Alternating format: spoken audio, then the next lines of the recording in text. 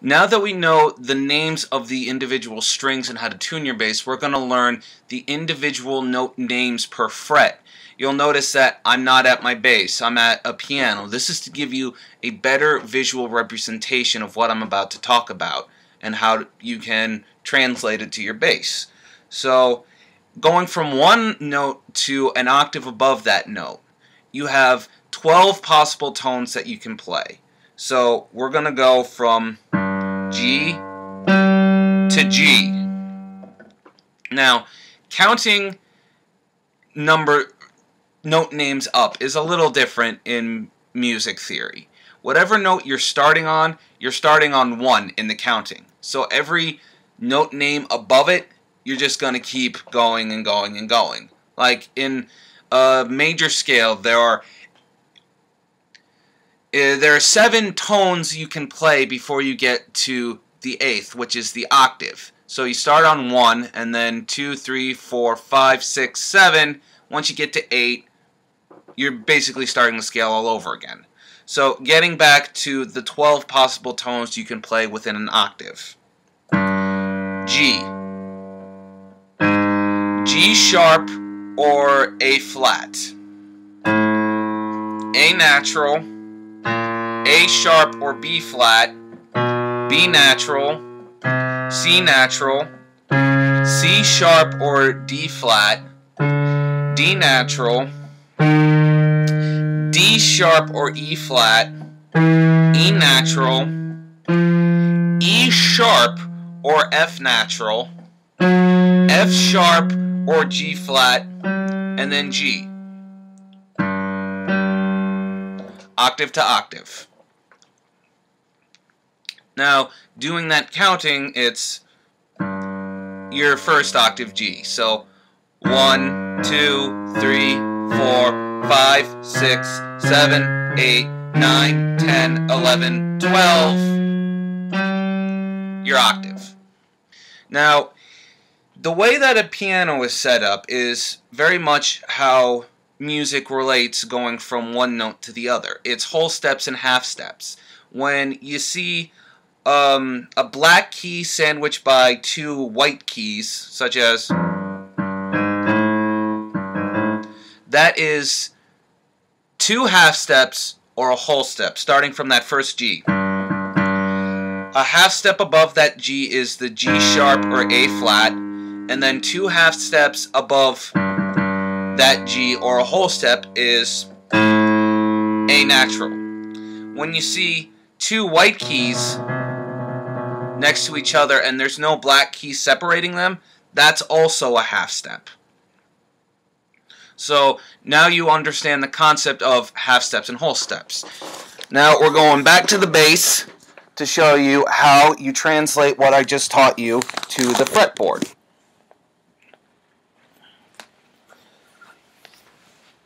A fretted instrument is as followed. Each fret is a half step. So every, if we'll go on the G string, this thin string. The first, if you remember, I targeted that low octave G, going from G, G sharp or A flat, and A natural. That's open string, the first fret, which is G sharp or A flat, and then the second fret is A natural.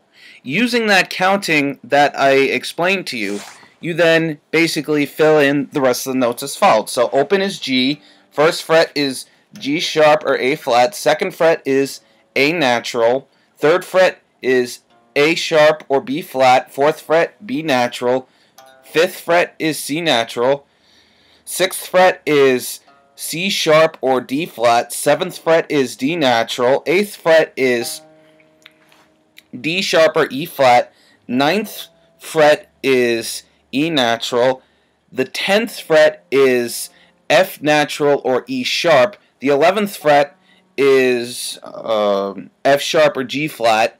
That's the 12th tone up from the open string G that you could possibly play, and the 12th fret is the octave above the open string. This same mathematical formula, or this same way of just looking at everything, is translated to all the strings on a bass. So whatever your note is, you know, like the A string here. First, open string is A, first fret is A sharp or B flat, second fret B, third fret C natural, and so on and so forth up and down the neck.